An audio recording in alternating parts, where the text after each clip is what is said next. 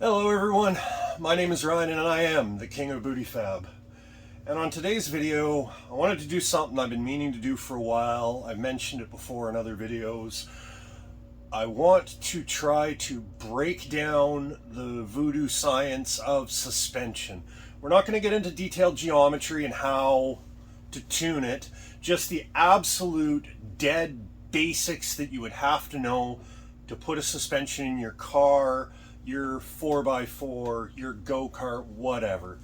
The whys we have to do certain things, how some of this stuff works. I just want to break it down to the absolute basics for you in the simplest language possible. But yeah, that's what we're going to do today. Thank you to everybody who's returning to my channel. If it's your first time here, I hope you stick around. I promise you I do some cool stuff here, and I try to throw down some knowledge when I can. If you haven't yet, do me a favor, hit the subscribe button down below the video here. Like the video, drop a comment. If you've got any questions at the end of this, please comment down below and I will respond. Yeah, let's see if I can get a little bit of what's up inside my head out onto a screen in a manner that everybody can understand. It's super simple. So for today's video, to keep things simple, I'm going to focus on link style suspensions. Since I don't want to delve into how the suspension reacts, which is a much deeper topic than we're getting into today, I purely want to explain how a suspension locates an axle. And what I mean by that is that a leaf spring would both locate the axle, that's what holds it in place in the vehicle, as well as suspends it. Whereas a link style suspension, which would be anything that has link bars connecting your axle to your frame in whatever configuration they are, the links are what locates the axle, whereas the spring suspends it. And that spring could be an airbag, a coil spring, a transverse leaf spring, a coilover. You got quite a few options here. But the goal is to focus on these link bars because there are quite a few different ways to arrange them so that they work, but they all have different reasoning behind them. They all respond differently. They all have different applications, and not every link style suspension is going to be right for every application. Now, the very first thing we're going to talk about is the Panhard bar. I'll get into Panhard bar and Watts link a little bit. I think those are going to be the two most important lateral control links that are out there. I do know about other setups, but for our purposes, keeping things simple, we're going to talk about a Panhard bar and we're going to talk about a Watts link. Now, what a Panhard bar is a bar that would run from the frame rail on one side of the car down to the opposite end of the axle. It's going to end up, you know, depending on the vehicle, in the rear, you'll see them where they're 12 inches long. In the front, they're generally longer. Now, it's a super simple setup and it works on anything you put it on. However, it's limited by the fact that by its absolute design, as a Panhard bar cycles, as your suspension moves up and down, since you have a link that's attached on one end fixed to the frame, when it moves on the axle, it moves on an arc. Now, I'm going to draw this out here, but if you can imagine, the circle is small.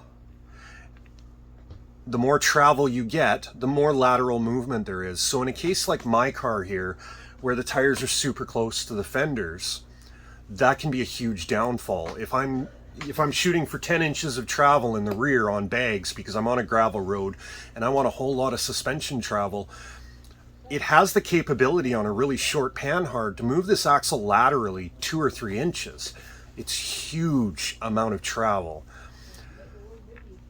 On the other hand, in say a front suspension, if you've got a steering box mounted to your frame that's driving the passenger side knuckle, moving your drag link left to right, a Panhard bar is used to eliminate bump steer.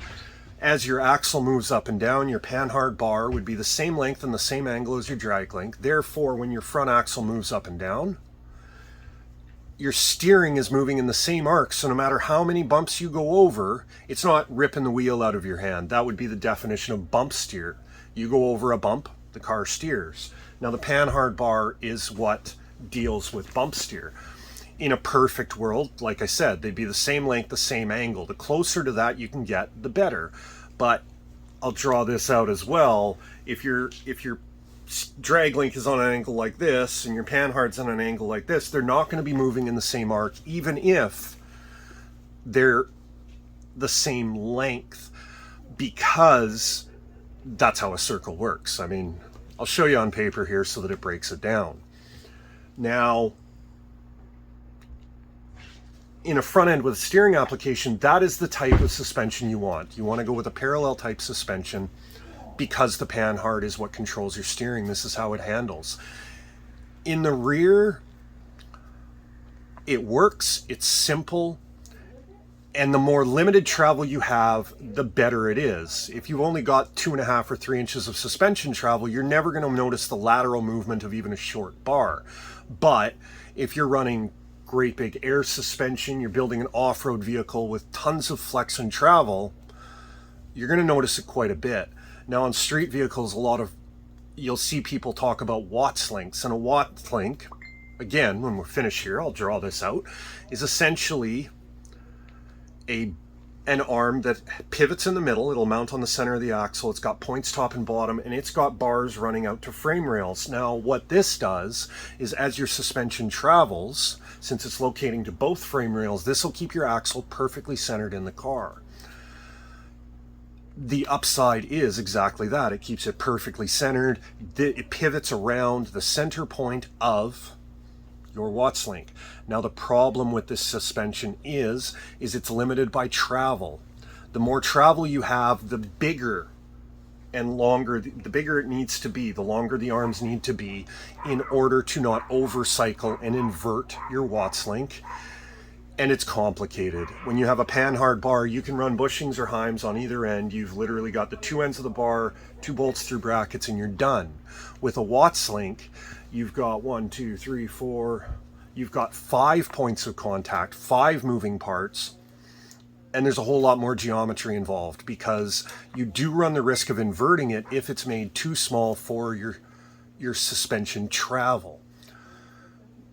That's why most kits are going to have Panhard bars in them, because they really are that simple. And the mounting of them in the rear doesn't change how it locates the axle in a stationary position. The length of the bar, the angle of the bar, this would all change the suspension geometry and how it handles once it's cycling, once you're moving. When you're driving down the street, moving one end of the bar an inch or two can dramatically change the way the car handles. But again, we're not going to get into that today. We're just going to focus on how it locates it while it's sitting still, because this is the simplest subject. And the fact is that a lot of handling characteristics for what we're doing, we're not building race cars here. If you're building race cars, you've probably got a firmer grasp on this than most people.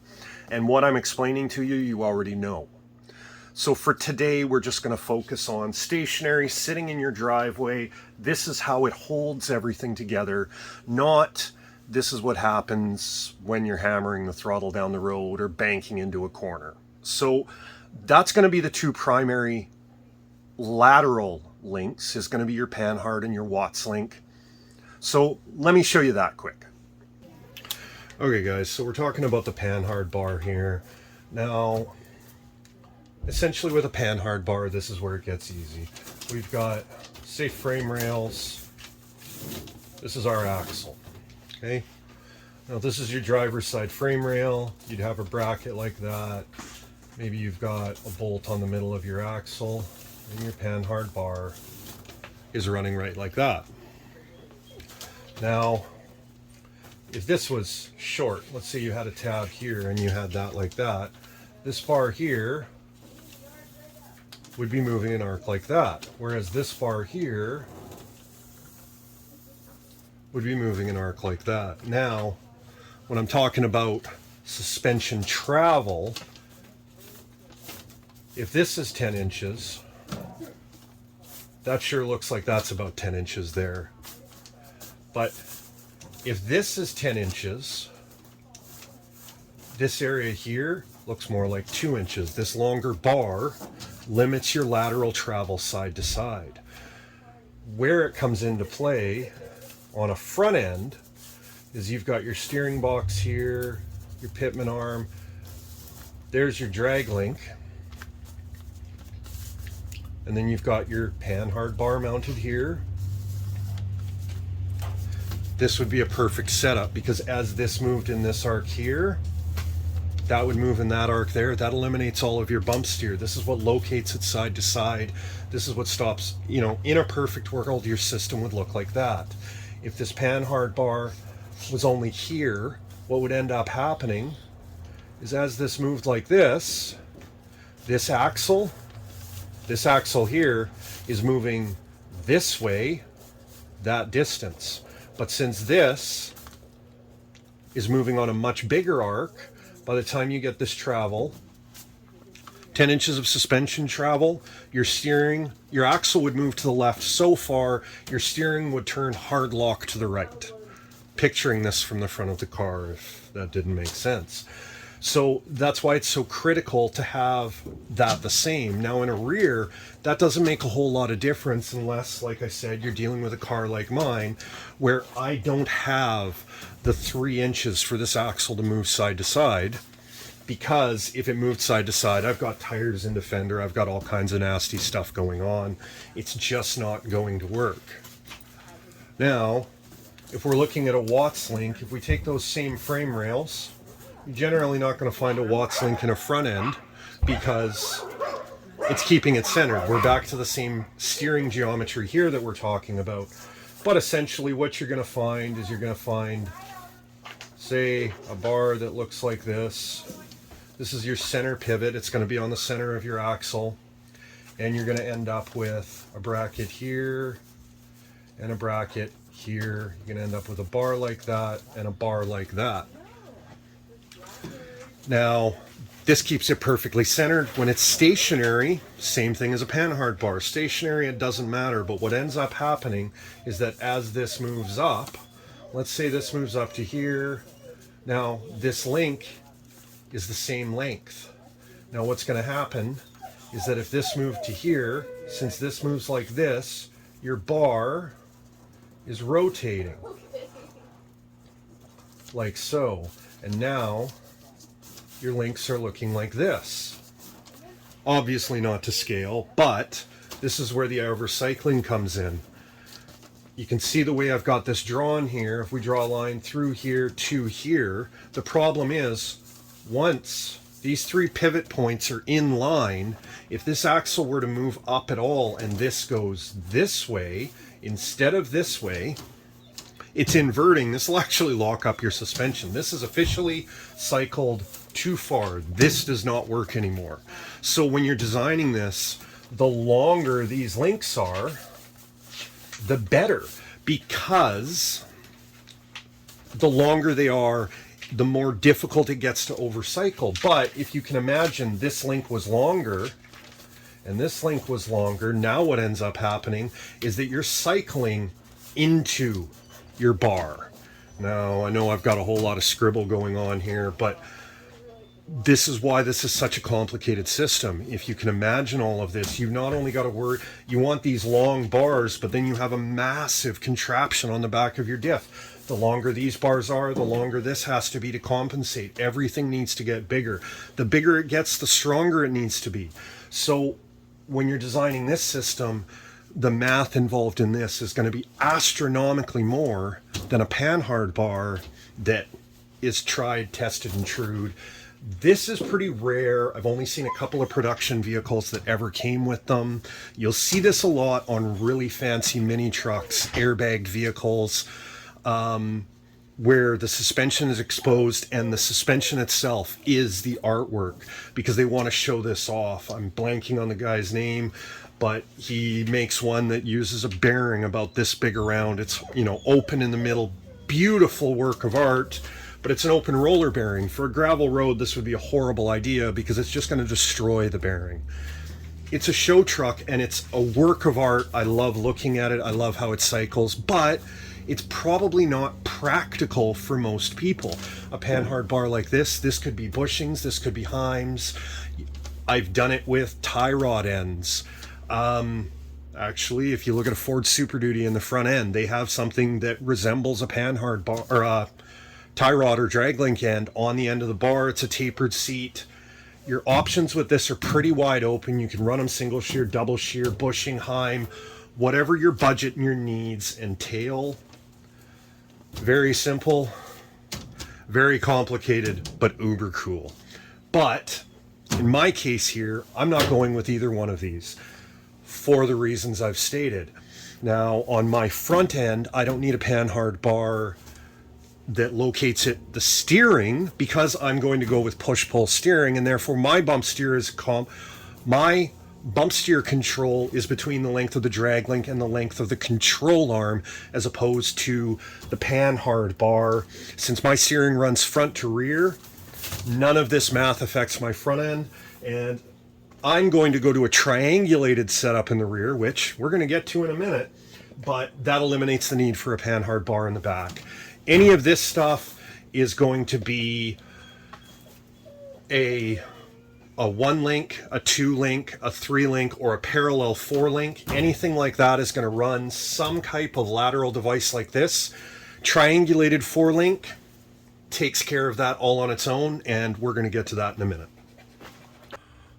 So, since we've dealt with the lateral control, now we're going to talk about the rest of the links in general. Now, the very first place we're going to go is now, pardon my phrasing, I come from a highly off-road background. I did a lot of suspension design for four-wheel drive vehicles with large amounts of travel, and in this case we would call it a 1-link. Now, this would be the suspension type that you'd see in the back of a Model T. The Model T is basically going to have, it has a torque tube drive shaft with a pivot at the transmission. Now, on a Model T, if you look in the back of it, it's got arms that clamp to the outer axle tubes. They run up, they bolt just behind the pivot of the torque tube. And that is what locates the axle. It doesn't locate it laterally. And in the case of a Model T, we're going to take a step completely outside the boundaries of the Panhard and Watts link I just showed you, because it's got a trans-mounted leaf spring, or transversely mounted leaf spring. You see it in the front of hot rods, and you see it in the back of Model Ts. In this case, the leaf spring is back to doing double duty. It's locating the axle laterally, side to side, as well as suspending the car over the axle. Now, a 1-link is a relatively simple setup. I'm not a huge fan of it, and the reason is that if we step outside of the simply locating an axle, one of the first things you learn to deal with when you're designing a suspension is anti-squat or squat. In the front, you'll hear it called anti-dive. Now, anti-squat in the suspension case would be the ability of your car to oppose the forces of its squatting. Weight transfer motion, when you leave the line, you picture a drag car, the car wants to squat down, it wants to lift up the front end, drop the back end. This would be squat. Now, your anti-squat numbers are going to come in a percentage. You'll hear guys say, it's got 80% anti-squat, it's got 120% anti-squat. Essentially what that number means is that at 100%, at 0% anti-squat, the car is going to squat however it wants to. This is going to be affected by a whole lot of things, but it's going to squat how it wants to. 100% anti-squat would 100% counteract the forces of its squatting and make it much more neutral. It's not going to sit down, it's not going to stand up. And if the number's over 100%, back end of the vehicle will actually lift up. If you've got high anti-squat, you see it a lot in Jeeps with really steep links. Short, steep links, they'll hammer the throttle and the back end of it actually lifts up. That would be into your 150, 200% anti-squat. Now, the reason this is important on a 1-link is because since there's only one connection point at your axle, and because it's all basically created an A-frame. It's all one assembly. The axle does not move within the link, and it's only got the one pivot up at the front. You end up with rising anti-squat numbers. What happens is that throughout the travel, that number changes, and you can't really tune it. Once you've set that point, the best you can hope for is that you've got a long arm and it doesn't change much through travel. But the reality is that if you go to a 3-link or a 4-link setup where you have upper arms which are mounted on separate pivot points, you can actually dial in your anti-squat, you can have it consistent through travel, you can do a lot of different things here. In the front end, and this is the downfall of a 1-link or a 2-link, which would be radius arms, wrist pins, whatever you want to call them, they all suffer from this. Is one, it's your anti-squat or your anti-dive numbers, but it also gets into your pinion angle in the rear, because now your pinion angle is changing and it's always going to be pointed at one consistent point around its travel. It's based around that pivot point. With a drive shaft, where in a perfect world you want the yokes to move parallel, that's just not going to work. And on the front end, the downside becomes is that instead of worrying about your pinion angle, you're worried about your caster. Now, simplicity in the front end, if you get your car aligned, you've got to deal with caster, camber, and toe. Your toe is your wheels, how straight ahead they are. You can either have it in degrees or you can have it in a dimensional, millimeters or inches, fractions. Your camber is the top of your tires tilted in and out. Now on a beam axle, you can't adjust that. On a straight axle, you can't adjust that. Well, on a beam axle, you can with offset kingpins, all kinds of stuff. But the fact is that that's not something you mess with until you get into independent suspension. But caster is important. Caster is what makes your vehicle return to center. When you come out of a corner, you let go of the wheel. The caster is what makes your wheels pull straight. Now, that's going to be a number in degrees. Your average street vehicle is going to have somewhere generally between 4 and 7 degrees of caster. Somebody's going to tell me I'm wrong. I know there's vehicles that have 0. I know that Scouts go below 0. Let's say, for argument's sake, if we're shooting for 4 to 7 degrees, the problem becomes with a 1-link or a 2-link, radius arms, wrist pins, whatever you want to call them. Since your caster is changing in the front, as the suspension compresses, your caster would be increasing in the front. Now that's going to make your wheels return to center. Let go of the steering wheel on the highway. This is what lets you track straight and drive without your hands on the wheel.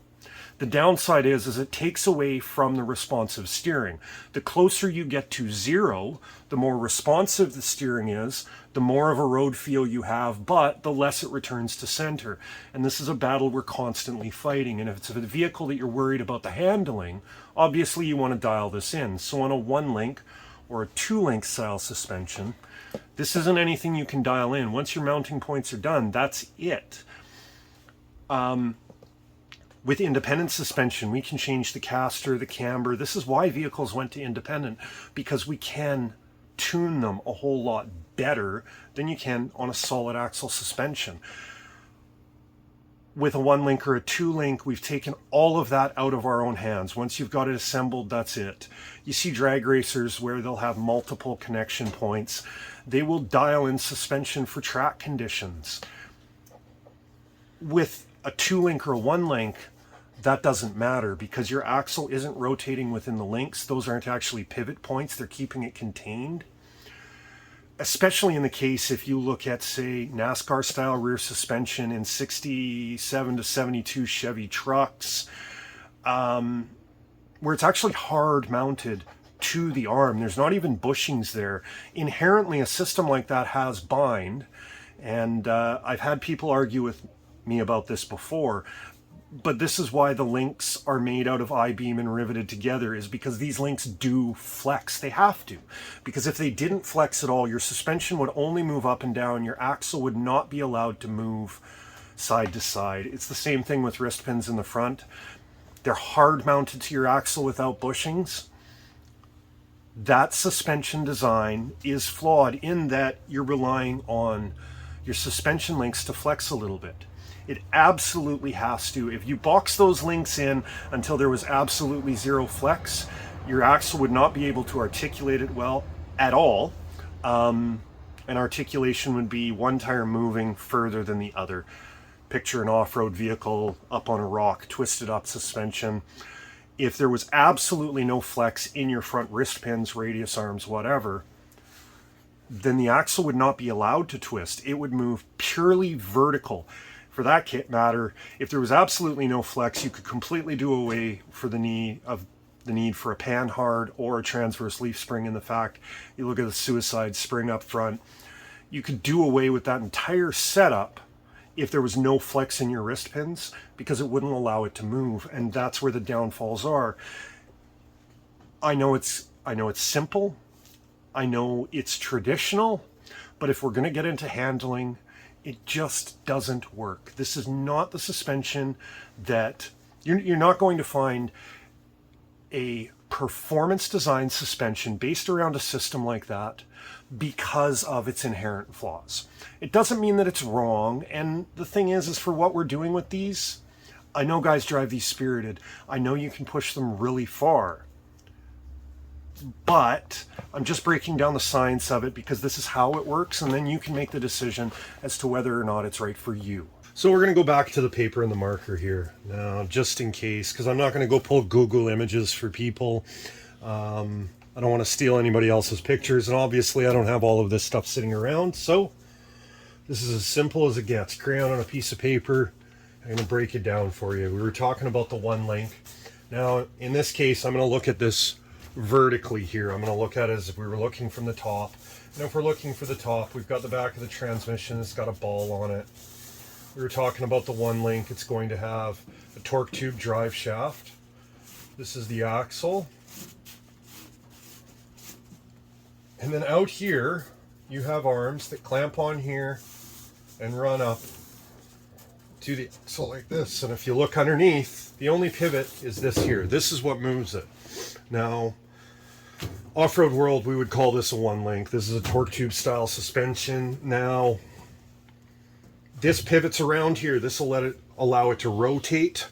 It'll allow it to move up and down, but the problem is, by its design, this setup would allow it to move side to side. So when you've looked at the back of a Model T, if we're looking at it from the back, we've got our axle like this. We've got a leaf spring, and it's got shackles. Now, because this is fixed like this, it can't move that. Well, I shouldn't say it can't. In theory, this is inferior to a Panhard, because on paper, if you were to hit this hard enough this way, you were to push this axle sideways, what would end up happening is this leaf spring could bend and this one would straighten up. And what you'd end up with is your spring pushed up like this. Your axle would be sideways, but it would also be pushed out the side of the car. Now, the springs in these are super durable. They're super tough. I'm purely talking theory here. This works, but we're back to asking something to do double duty. The reason to go to a link style suspension is to get away from that double duty. Your links locate it, your spring suspends it. In this case, it's doing double duty. It's not doing all of the work like a conventional leaf spring vehicle. However, it is locating the axle, and there is flaws. There is going to be a shift in this, and it's a spring-loaded shift in this case, because when it flexes this way, it's fighting the leaf spring. It's just the way it works. That's just basic science. But this would be your one-link system. I've already talked about all of this. Now, on a four-link style setup, here's the thing. You know, you're going to, or on a two-link, four-link, I'm skipping ahead of myself. Now, on a two-link, you'll see them in the front end of newer Super Duties. They've got a giant arm that looks like this. This would be the ideal way to do it. It's got great big bushings up here, and the reason for those great big bushings is to allow it to articulate through suspension travel. If you look at hot rods, a tube like that, you've got your wrist pins. These bolt hard to the axle. There's no bushing here. And if you were to look at, say, early Broncos, the small-bodied Broncos, they had an arm and it had a clamshell here. This bolted in the middle. Your axle was in the middle of this, and this had a giant rubber bushing. This allows for the same twist as this, but the problem is, like I was saying, is that when you're looking at it from the side, now this is the problem with a 1-link and a 2-link style suspension. For all intensive purposes, it doesn't matter where this link goes on the axle. You could mount it up high, you could mount it down low, you could have it spread out quite a bit. It doesn't matter how you mount that, because the fact is the only thing that matters for geometry purposes is the center line of your axle and your pivot point here, because it doesn't matter where any of this is. This bar could be shaped like this. It still only moves in an arc based on this point here. Now what ends up happening is if this is here, and let's say you've got 7 degrees of caster, this is what returns your wheel to center. Let's say this is at full compression bump. This is on the ground. You've got airbags in here, air springs. You've got it aired out, it's on the ground, and your bar is like this with 7 degrees of caster. What ends up happening is you bring it up to ride height. Now, since this rotates like this rotates like this as well. And now that 7 degrees is now 0 degrees. If you were to set this at 7 degrees for ride height, by the time you get up to full bump, it's now 14 degrees. Problem is, at low speed, when you're on the ground, that's exactly, for air ride suspensions, this is exactly where you want the wheels to turn easily. And this suspension design, by its pure core, does not work for this. Because now it's at 14 degrees, it does not want to steer. It steers like a motorcycle. You'll watch the front end of it, the tires flop over. It's what keeps it stable on the highway, but the problem is we're back to the geometry of it and why I'm not a huge fan of it for that reason. That's just my personal beliefs. No matter how classic it is, I'm not a huge fan of it. The other problem is that if we were to view this from the front, we've got our connection points on the axle here, and there's our connection point at the frame. Same on this side, okay? Now, what ends up happening is when this rotates, right? Let's say your axle articulates a little bit, and these points, obviously amplified for dramatic purpose, your points are now like this. Your frame side is still here. Now, what ends up happening is since there's no bushing to give here, these bars have to flex because you can see your bar wants the pivot to be here. And the pivot's not, it's out to the side. It's a design flaw within it. It has to flex. I wish I had this up on a scale model of this so I could show, because if I were to build this out of a plastic model kit with tiny little RC car parts, you physically would not be able to move this. You'd be able to see the bars flexing. This system works real, and it doesn't really matter if these are Heims here, because a Heim will work, but you're back at the same thing. In a perfect world, radius arms have bushings, and if you look at the off-road guys, they'll put bushings on a radius arm setup specifically for that. Now we're back into an off-road style suspension that has way more travel, but that's just it. It amplifies the problem. It didn't create the problem, it just made it more apparent, because that tiny bit of flex you needed for the 1.5 inches of travel you have in the front of your T-bucket was amplified by 15 times when you put it in the front of your CJ5. Yes, it works. Yes, it can work for almost anyone based on their situation. However, it's not ideal. That's the design flaw. So if you're going into it, just know that your caster, your pinion angle, all of this is going to be limited on what you can do with it. And these suspensions, like I said, I'm running airbags in this car. I'm looking for bigger travel numbers because my road home is actually a logging road with great big potholes and huge gravel. I want something that lifts up more than 2 inches off the ground. I'm shooting for about 10 inches of travel. Obviously a one link is a bad choice for me, and in the front, a radius arm or a wrist pin is a bad choice for me as well, because of the fact that for my travel numbers, it's going to throw my caster out of whack, and that's not what I want. I want something that handles at all speeds. It's already going to be a death trap. I should make it as good as I can within my own parameters. Obviously, I could go super high tech. I could mount a steering rack on the axle. I could do all kinds of things. I'm putting a steering box in the cowl because it's retro, but I want it to handle. I don't want to sacrifice my handling, when realistically, the difference in look between a 3-link or a 4-link down to a wrist pin or a radius arm, the appearance isn't that much different, but the handling capabilities are way superior. So I know we're moving along pretty quick here, but at the same time, there's a whole lot of information. I'm trying to slim it down to the Reader's Digest version, make it a little bit easier to understand, but at the same time, if I'm going to pass along basic information, I want you to have enough information to make an informed decision about how you're going to locate your axle, how you're going to suspend your car.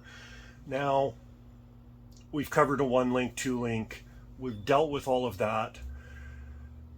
We're going to get into 3 links and 4 links. Now, for all intensive purposes, a 3-link and a parallel 4-link is the same suspension setup. It doesn't matter how much you triangulate a 3-link, you're still going to require a Panhard bar, a Watts link, something to control it laterally. Whereas a 4-link, if you're running a parallel 4-link, you need a locating device transversely, your Panhard, whatever. But once you've reached a certain point, the links have enough triangulation to locate the axle on its own.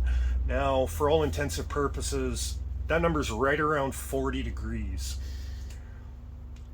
It's not a hard and fast number. If you're running a link with great big bushings in it, you're going to want more triangulation than if you were running Heims, where there's no give in the system and it's just rotating around an axis. Now, the 3-link, it doesn't really matter. You could triangulate the lowers, you could triangulate the one upper. It's not going to matter. It still requires that.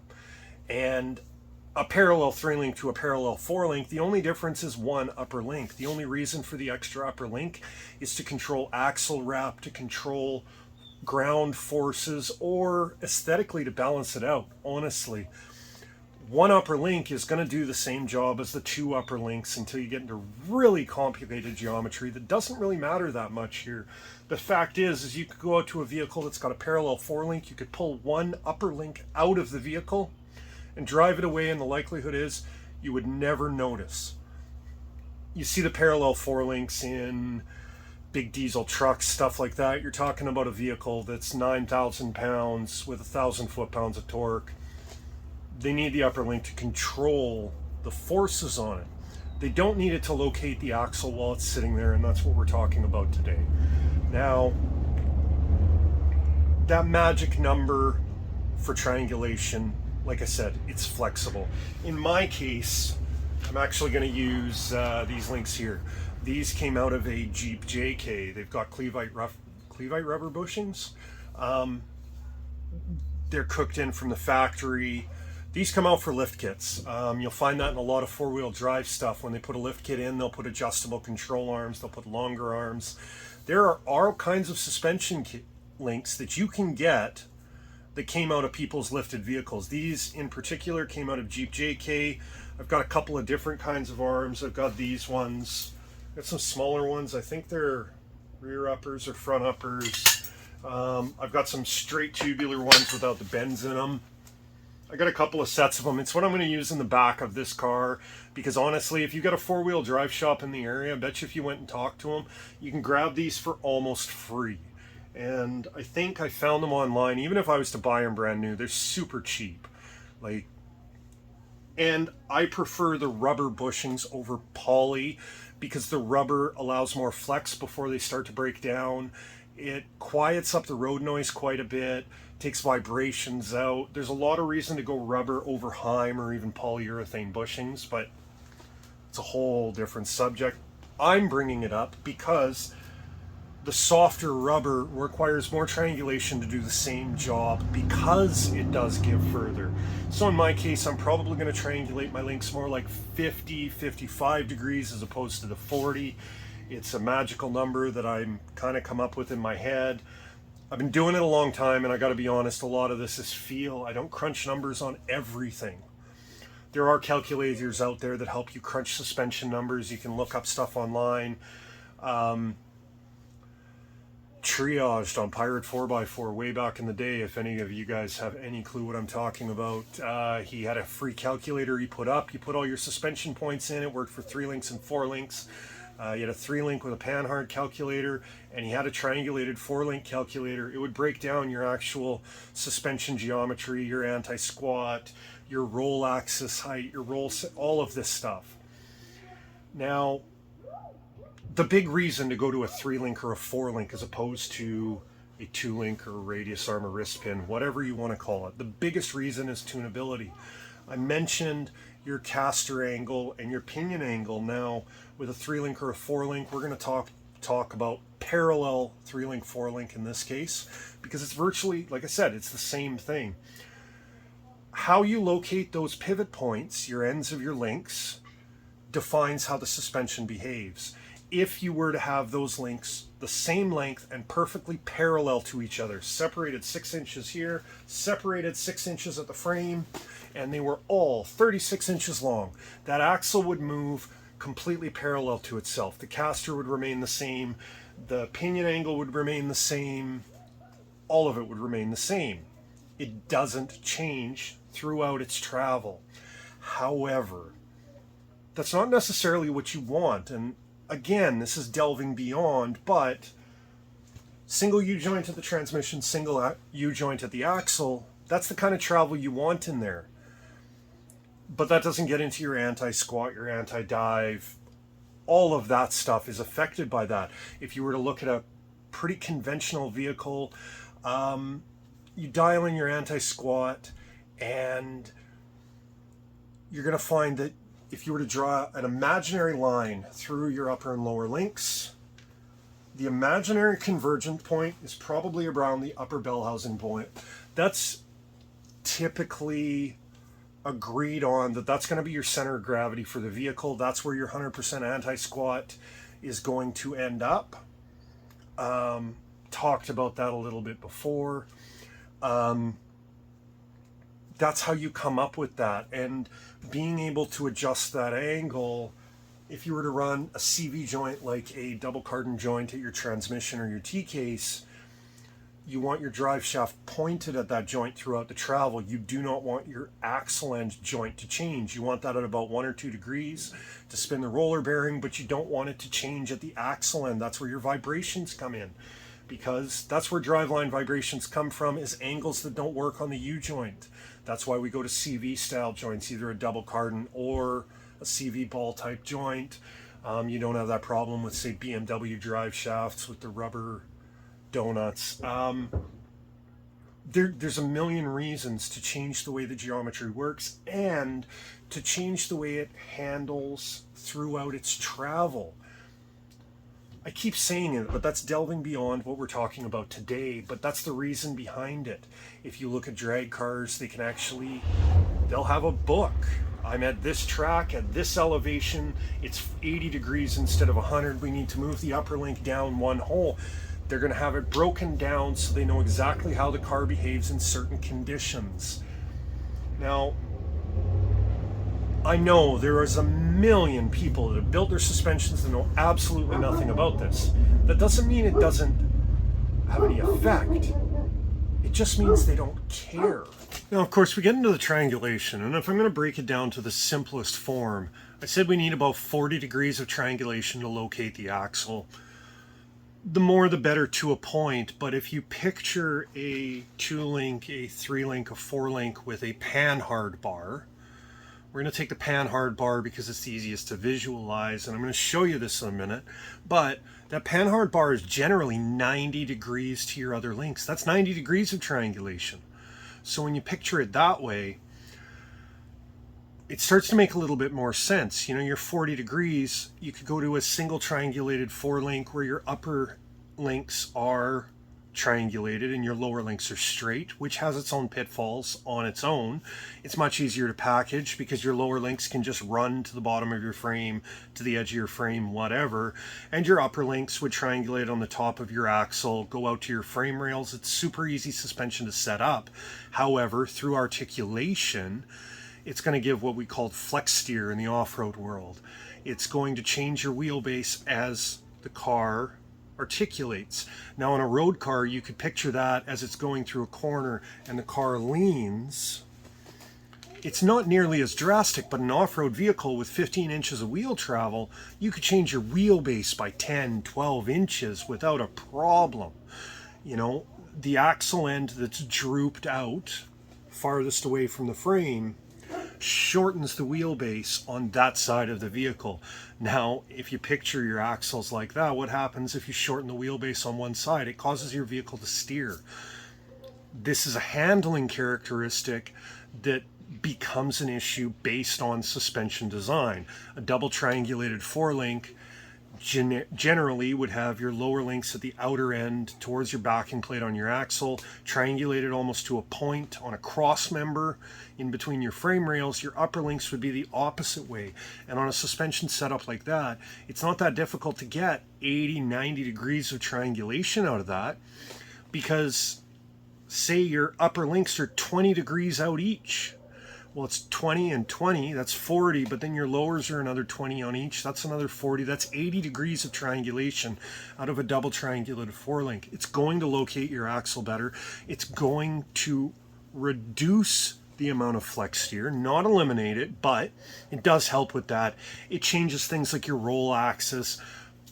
That's geometry that we don't care about today, but the big concern is that number.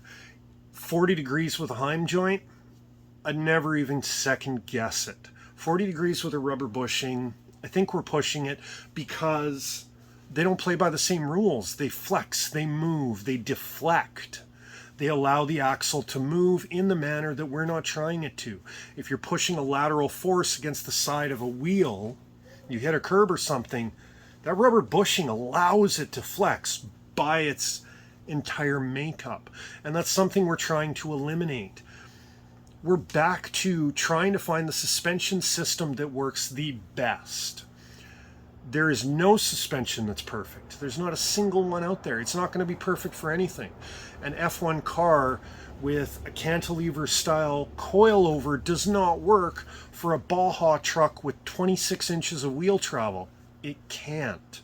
Those independent A-arms narrow the track with, it doesn't always work. All we're looking for is the best suspension possible for its intended use, which is why I say that a 3-link or a 4-link is superior to a 2-link, because the tunability on it and the ability to make it what we need it to be is higher than a 2-link. Now, I talk about triangulation. I've talked about 3 links and how they're basically a parallel 4-link. The one thing I haven't brought up is what we call a wishbone 3-link. Now, this is a suspension setup where you'd have conventional lower links, and generally your upper link would be a wishbone. It would be an A-frame. You'd have 2 pivot points at your frame where the bolts run like that, and it moves like an independent suspension control arm. If you take, say, a Chevy Tracker, Suzuki Sidekick, I know there's a couple of mid-sized cars that use it as well. It's basically an A-arm at the top, and your axle pivots around the pivot point on the top of your axle. It's really easy to visualize. I'm going to show this in a minute here. The reason not to go that route is that it has handling characteristics that are not as good as a 4-link. And if you're already designing it from scratch, this is purely my opinion, I don't see the point of designing a handling flaw into it. It's not as tunable, it changes the way everything works, and you're literally only adding one connection point on your axle, and instead of, which is less work than building your A-frame for your Wishbone 3-link. The Wishbone 3-link doesn't need a locating the Panhard, a Watts link, whatever, if you put one in, it would actually bind your suspension.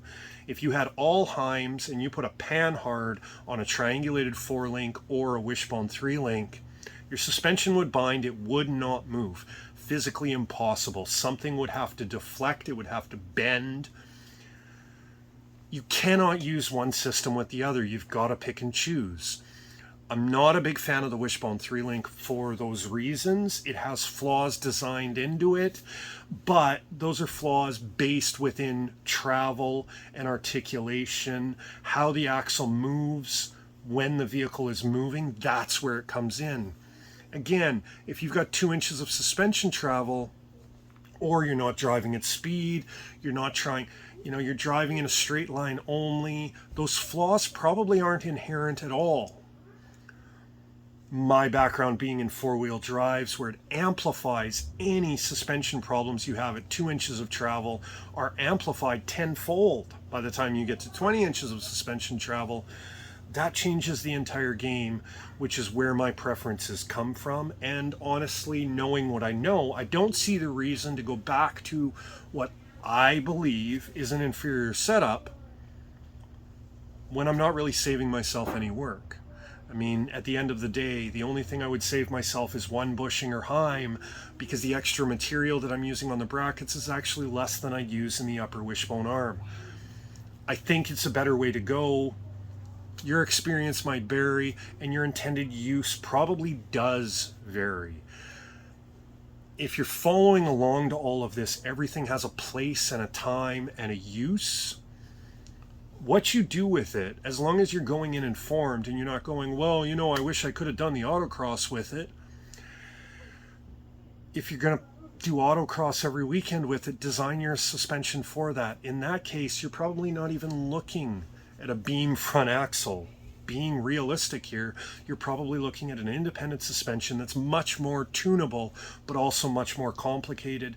And 99.999% of people are going to buy an off-the-shelf independent suspension as opposed to designing their arms from scratch, and the math's already been done for them. They're not going to have this same debate. They're just going to order something welded in because it's tried, it's tested. They know what they're getting, and if they need parts, they can just phone somebody up, have them shipped straight out, and they've saved themselves all the headache. I'm a glutton for punishment, so I like to design my independent suspension. I've done it on a couple of vehicles. I love designing link suspensions. I like being able to make them work, and in the case of something like this, where the links are going to be visible, they do have their own aesthetic appeal on their own, and that's something that I can build around. And honestly, that's part of the fun of building something like this. But let's go to the paper here, and I'm going to break some more of this down. So here we go, guys. Now, a triangulated 4-link and a parallel 4-link or a parallel 3-link from the side, realistically, you're not going to be able to tell. If you've got your axle here, you've got frame rails here, you're going to have a lower link that's got a pivot point like that and that. You've probably got an upper link that attaches there, and you've got an upper link that attaches there. From the side, you're not really going to notice the difference. When you're looking from the top where the differences come into play, you've got frame rails like this. This is your axle. You're set on a single triangulated 4-link. You've probably got a point there, back to an axle there. And then you've probably got a pivot point there, there, there, and there. And there is your triangulation. This is what's locating your axle. Now, if you were to go to a double triangulated, you've probably got something more like this. There's your double triangulated. And when I talk about angles, if you look at it here from straight, this is 25 degrees. That's 25 degrees. Let's say those are 25 degrees each off of straight. That's 100 degrees there. That's much more than the 40 we need. Now, I talked about all the design. Now, the thing is, if you were to eliminate this link, this axle can move side to side, and you're back to needing a Panhard. We've covered all of that. Now, It doesn't really matter. If you're going with a Panhard, there is no reason to go this much triangulation other than packaging. That's why if you look at conventional hot rod style setups, drag cars, back half kits, you're literally, if you're looking at those same frame rails, your points are probably in line. They're mounted like this. They're perfectly above each other. Viewed from the top, you don't even see the upper and lower links because the bracket is just easier to put everything in line. You've got one axle bracket, one set of brackets. You know, you look at a drag car. Sorry for my crude drawing here, but you might have your back half kit like this, and then you've got holes like this all the way down. Those holes are for tunability.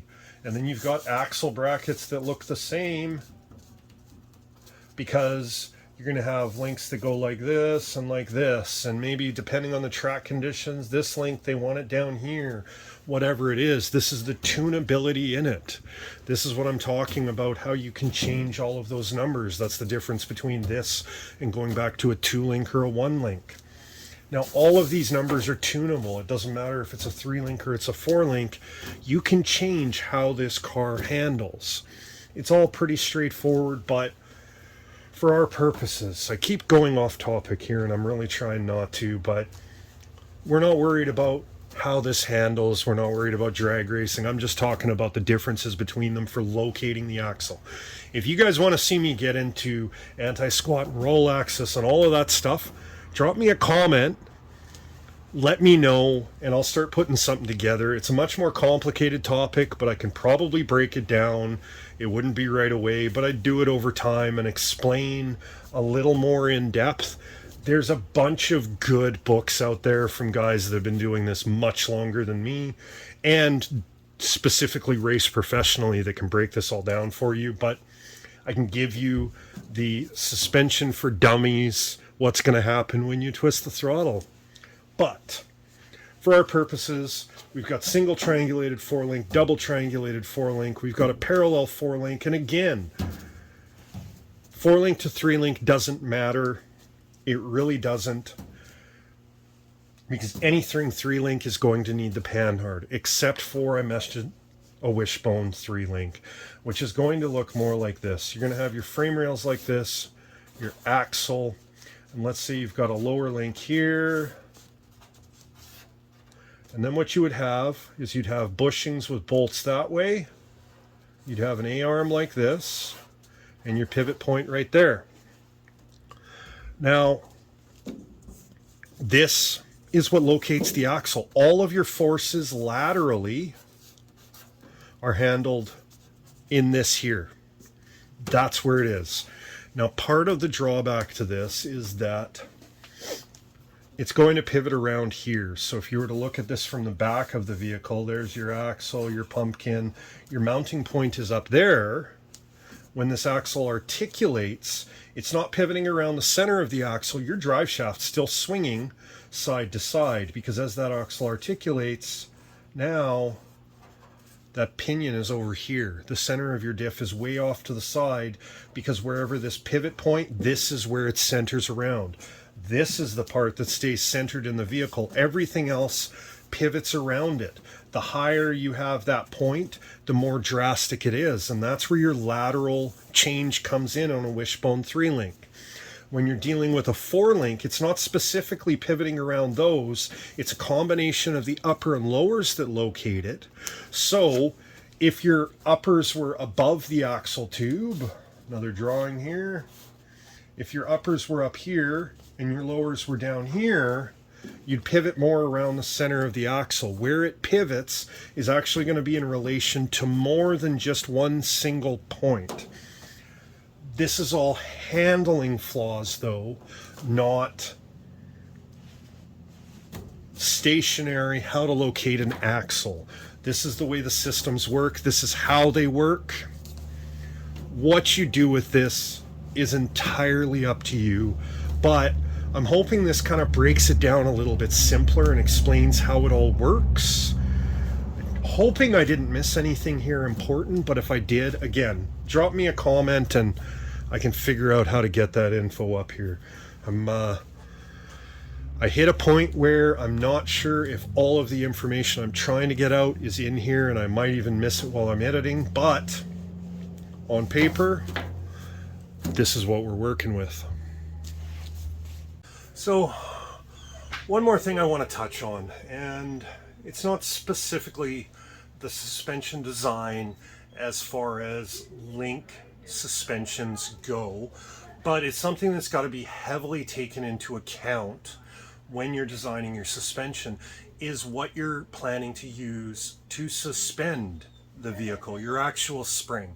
Now, be it a transverse mounted leaf spring, an airbag, a coilover, a coil spring, a torsion bar, whatever your intention is here has to be taken into account. And the reason being, we're going to take airbags for the most extreme example here, because this is a variable ride height, which is controllable. And in the case of this, I could put 10 inches of wheel travel in this car and I could use all 10 inches. A coil spring, its general operational range is going to be ride height. You're not going to be working it at full compression. You're not going to be working it at full extension because it's not adjustable. It will move that far, but airbags, hydraulics, anything like that where you can vary the ride height pushes the boundaries of what we have going on here, same as an off-road vehicle would. Now, with airbags, it starts to become critical because of, or even coil springs, your angle of your brackets when we're talking about, say, a radius arm, a 2-link, the travel of the bag within there. We don't want something moving parallel with a parallel 4-link and shuffling back with super short links. Your bag would end up offset quite a bit, and this is going to cut the life of your bag astronomically. With airbags, you'll find a lot of guys that run, if you get into the mini truck world, the airbag scene, they'll call it bag on bar, which is going to be your airbag literally mounted. Take this control arm, for example. They put a bracket on top of this. Now, the problem within this is this link here, if you just mount an airbag to this, the pressures of the bag by design are pushing on this, and as it articulates or moves, it's trying to find that force, the entire weight of the vehicle pushing down on here, and it will try to roll this over. The easiest way to demonstrate it would be to build this exact same bar with heims on it, and I guarantee you that if you had a bag mount on top of a round bar with heims on the ends, it would flop over and max out the bag until the heims were maxed out every time. The forces are trying to get it to twist. They're trying to push beyond the constraints of what you want. On a bushing type link like this, you could run a bag mount on top of this, but you'll cut down the lifespan of your rubber bushings because it's constantly trying to flex into them. The way to get around that is, if you've ever looked at a pre-runner truck, a Baja style truck, long suspension where they run the coilovers from the roll cage down to the links. If you look at them, they're not straight. What they are is they're bent, because as long as we're taking this like this, instead of mounting your suspension point to the top here, if you get the attachment point below center, it works more like a pendulum. It's below the center of gravity on the link, and therefore it's actually pushing the link straight. You could mount a shock to the top of it, you could run heims, whatever. If you look at the desert trucks, that's going to go to Google, type in pre-runner suspension, trailing arms, search trailing arms, and what you'll see is fabricated arms where the connection point, if you're to look at it, is below center of the link. And that's done by design. It's that way so that your link doesn't flop over. Why this is important, like I said, if you put an airbag on top of that spring, it's going to try and roll it over. If you were to put a coil spring on top of it, it's going to try to roll it over. We worry about the suspension travel within it.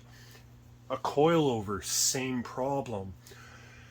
If we're talking about, say, well, front or rear suspension, doesn't really matter, but let's say we're running a transverse mounted leaf spring, hot rod, in the front, Model T, whatever, in the back, transverse mounted leaf spring.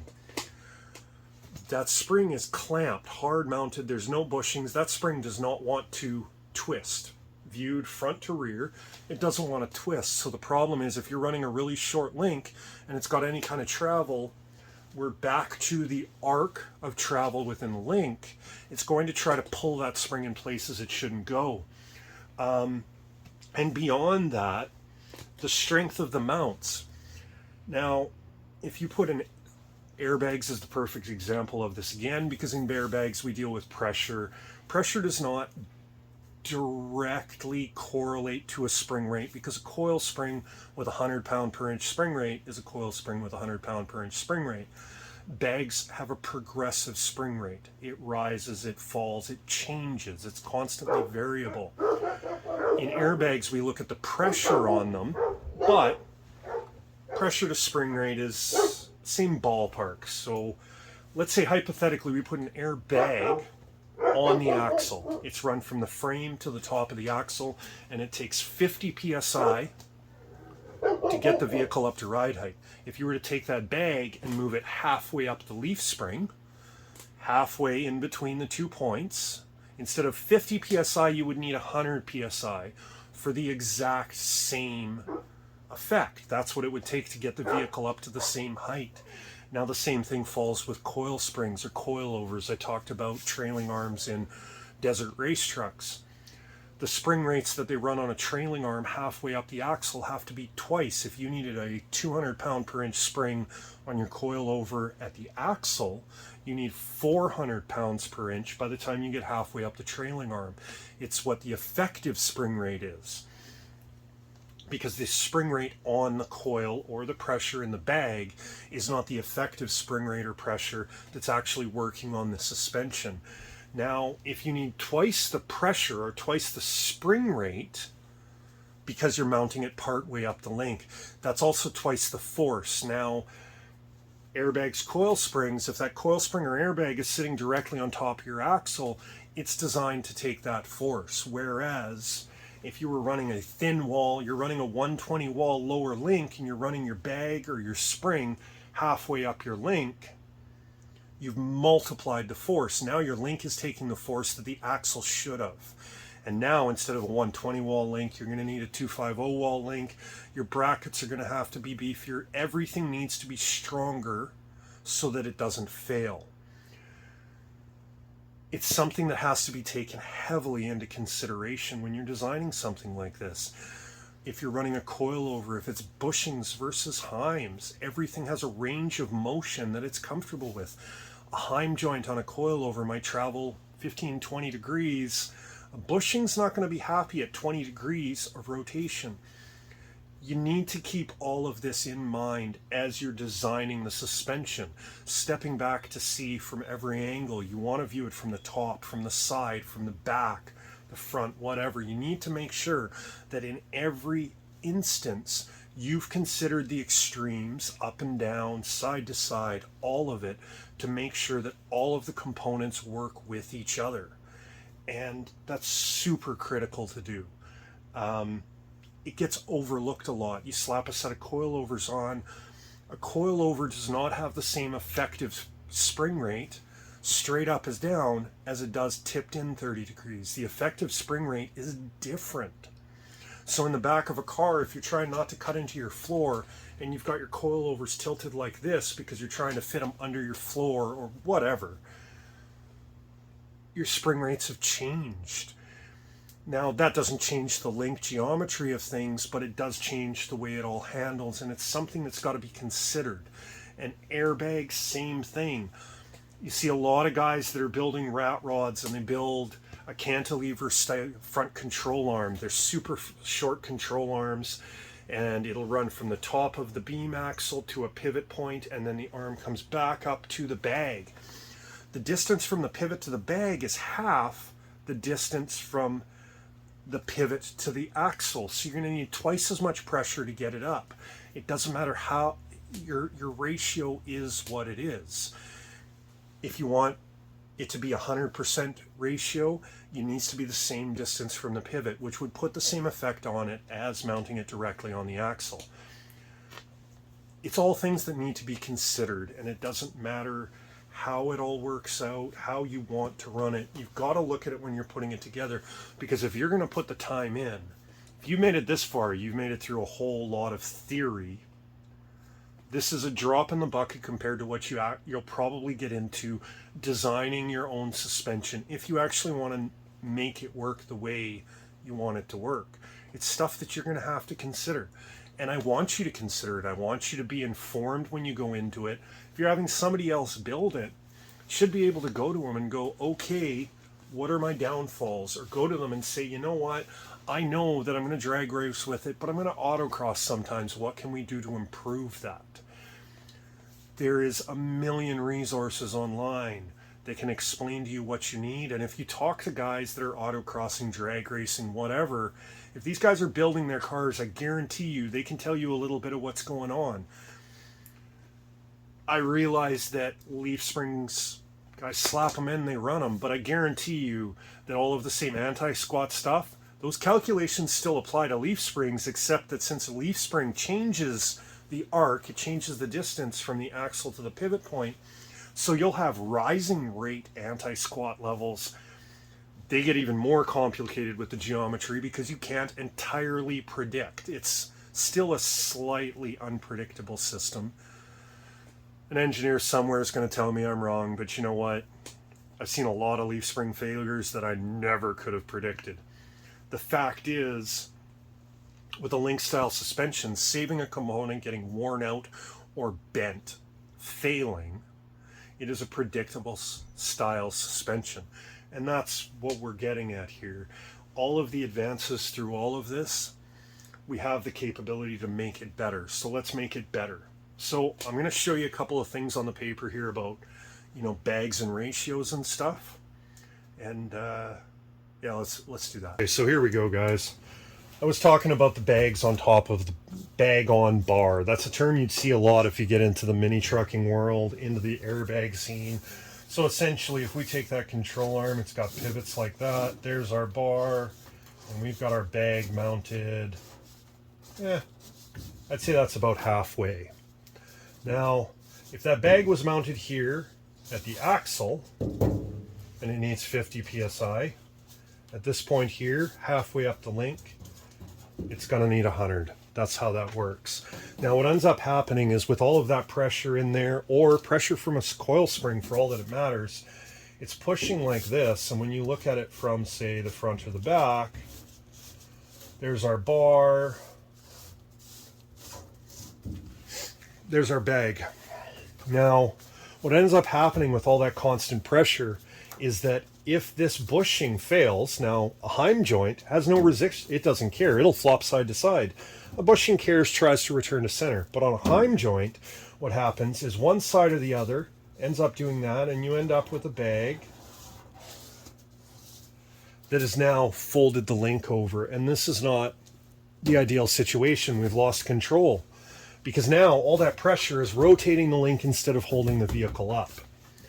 I know guys do it. I know it works. I'm telling you that the lifespan of this system is 100% based on how good the bushings are within this link. Now, if you look at trailing arms and vehicles and stuff, sometimes you'll see a system where viewed from the top, there's your trailing arm, you've got a pivot point front and rear, your shocks mount in the center somewhere, and they will actually have a link on the side to stop that from rolling over. All it's doing is stopping that fight there, and the reason is because in a perfect world, if this is your link and you want your bag on it, in a perfect world, this would look like this, where this force here is below, because now it's a pendulum. Now it's pushing down, and the farthest point this link can go down, the bag can't overextend, because in order to overextend one side, it would actually have to swing. If you look at it like that, there's your pivot points up here, and this is the low part of your bar, and your bag is like this. In order for this bar to pivot, it would actually have to lift the bar up, which it's not going to do because the force is pushing it down. The furthest point away this bar can be is exactly where it already is, and that's why trailing arms on desert trucks will have, you know, the bars will be, they'll look like this, but you'll see they've got a gap in them like this, and if you look, the bolts are below center. And if they're not below center, they've got a bar on them like that to make it work. Now, the common thing on front ends with rat rods right now, you see it so much viewed from the side. Here's your beam axle. Here's your frame. You'll have your link like this. It runs down to a pivot here. And it comes out like this. And your bag is right here. Your bag is twisting like it would on an independent suspension arm. I'm personally not a fan of this setup. The reason being is because when you're fighting here, all of the stress is pushing straight up on this bracket right here. That's what it's trying to do. It's trying to tear that bracket apart. And your upper links are generally not where your axle, your biggest forces are. Upper links on most vehicles are smaller. They've got smaller bolts, smaller links, lighter brackets.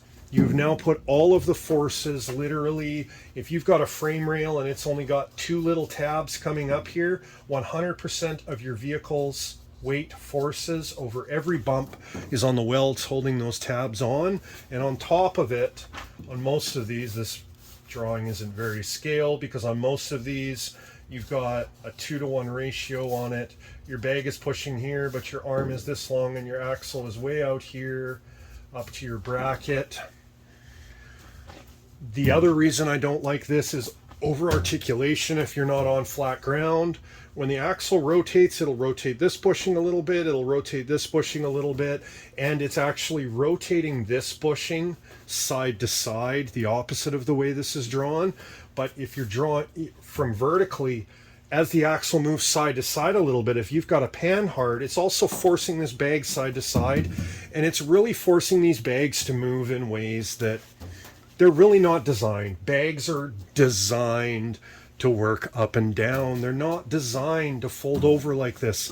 And you'll find that airbags have a shorter lifespan. I realize somebody somewhere is cursing me out right now, telling me it works. You're right, it absolutely works, but I guarantee you that if this bag was running straight up and down vertically, its lifespan would be longer than if it's twisting and rotating like this.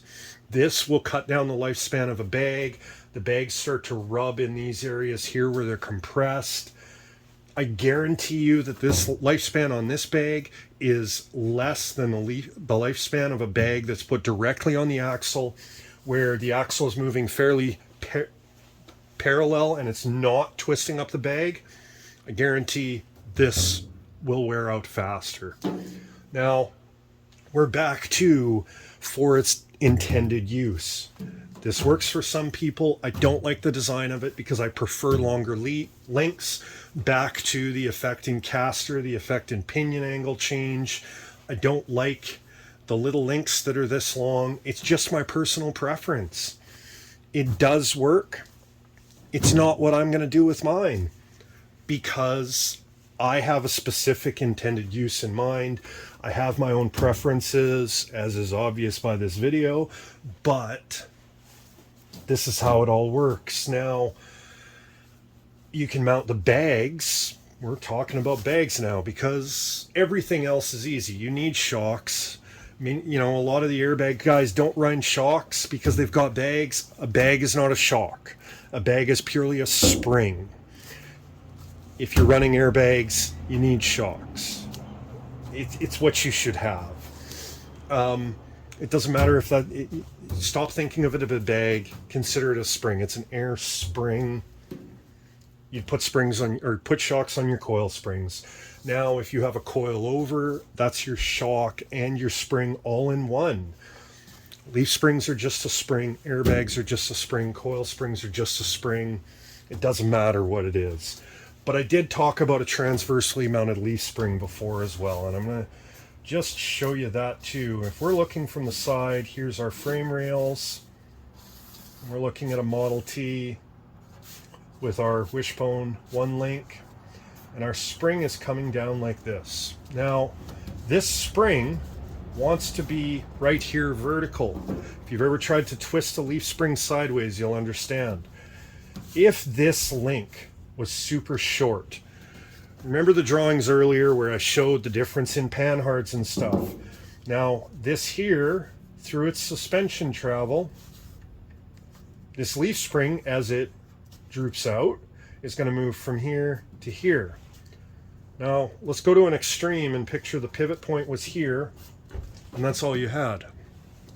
When this moves down that same distance, it's moving like that, and this leaf spring is not going to twist all the way out to here. It's just not going to do it because that spring is not capable of the travel that you're asking it to give. A longer link, you can get away with it because you're changing wheelbase essentially at this point.